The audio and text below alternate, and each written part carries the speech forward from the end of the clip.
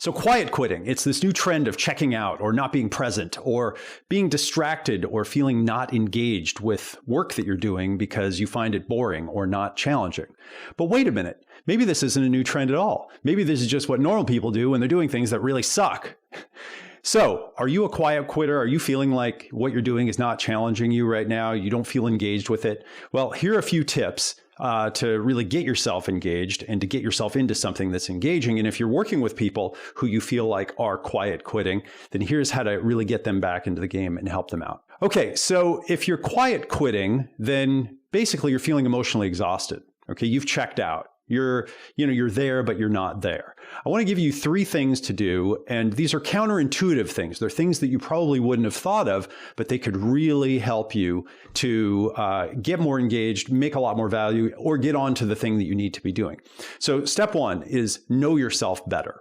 Okay, know yourself better. Because if you're in a place right now where you're doing something that you really don't like doing, it probably means that you're not creating as much value as you could in the world, and you're not getting paid as well as you could. And so step 1 is to go and take a personality test or get a coach or go and read some books about personality and personality psychology. I recommend the Myers-Briggs test. I really like that one. The Big 5 test from, it's the scientifically validated model. I even think the Enneagram is valuable. The Colby and the DISC models are also really useful. But go online and take a personality test and start getting some reflections. Reach out to the people that you know and start asking them, hey, what is my unique gift? What is my genius? What is it that I uniquely know how to do? And go on a quest to understand yourself and to really get down to what makes your personality type uniquely brilliant and uniquely able to create value in the world. So by getting reflections and start introspecting more, you can get insight into what you can do to start going and creating value either at work where you are or a new job you need to work in or maybe a new business that you could start. But start by introspecting. Number 2, okay, so we mentioned value here and creating more value. Well, that's number 2, and it is go learn how to create value better in the world. So if you're quiet quitting, it probably means, right, if you're checked out when you're doing your work, it probably means that you don't feel like the work that you're doing is creating a lot of value, and you're probably not being paid well for it, or at least you don't see a future, right? It feels like a dead end in some way. So the way to create more value and thus to get paid more in life or to get more value out of relationships or make a bigger impact is to go and ask the people that you work with or the people you'd like to work with, what are the biggest challenges you're facing right now? What are the things that are making your life hard and making your work difficult? And what are your biggest opportunities? Where do you see that you could grow? And really try to help them to deal with their challenges and deal with the things that are frustrating them and wasting their time, and then help support them in getting where they're trying to go. And if you do this, this is where you'll learn about the opportunities to do things that would be an overlap with what you know how to do. Because probably the people you work with or the company you work at is probably facing challenges where your type of intelligence or your type of skill set and personality, it could contribute more. It can make a much bigger difference, and you could get paid a lot more for it. So start by going out and looking for where you could create more value in the world. And the way that you find this is you ask individual people, whether they're the people you work with, whether they're your customers, whether they're people that you'd like to work with, what are your big challenges? What are your big frustrations? Okay, what's stopping you? And then what are your big opportunities? Where do you want to go in the future? And how can I help you get there? And then number 3, and this one would be probably the most counterintuitive of all of them, is to increase the level of challenge and complexity of what you're doing right now. Okay, because if you're checked out, it probably means you're doing something that's boring to you.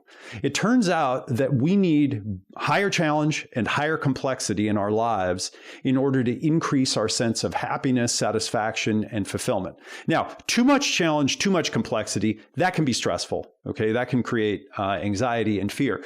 But if you're feeling like, you're just not engaged, like what you're doing doesn't have meaning, it's probably because you're not doing something that's challenging to you. So you need to take on bigger challenges.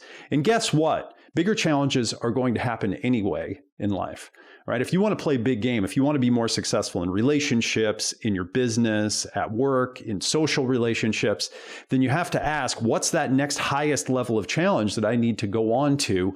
Maybe you need to go on and, take on some management training, or maybe you need to go and learn sales and marketing, or maybe you need to go to work on your physical health. But there's somewhere in your life where it's actually putting that challenge to the next level and the complexity to the next level that will, make the biggest difference in your life and actually get you back into the flow where you feel like you're growing and where you can grow professionally and personally and financially. Now, if you have people on your team who are quiet quitting, who are coming in and they're just doing the minimum to get along, they feel like they're checked out, they don't feel like they're engaged, then you want to use these tips with them. So number one, go to the person who is on your team that you feel like is quiet quitting and say to them, hey, you seem like you're not engaged. You feel a little checked out.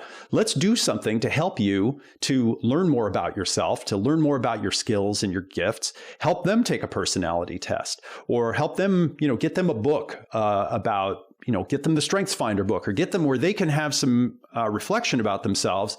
And then they can come back and say, yeah, I'm not being utilized here, or here's what my genius is. How can we use that to create more value? Number two, teach them how to create more value. Come to them and say, hey, the game that we're playing here at work is to try to succeed doing this and avoid failure by doing this, or here are the pain points that our clients are having. Can you figure out how we can go and meet those pain points? Actually increase the challenge and complexity so that they can go and create more value. Yeah, and then I said increase the challenge and complexity, and that's actually the third thing, is that counterintuitively, if someone that you're working with feels like they're just out to lunch all the time, they're not really engaged, if you come to them and you give them something that's harder to do, but that's more in line with their unique personality type and what they're great at doing, oftentimes that will engage them more because now they feel like they're doing something that's actually calling on their skill level. All right, so very counterintuitively, we want to get some reflection, go to work and learn more about what our unique gift is so that we can next go and create more value, figure out where other people are having challenges and frustrations or opportunities. And then third, we want to increase the challenge that we're facing and increase the complexity. This will pull us back in. This will help us feel like we're actually making a difference. And then this can really get us back into the game.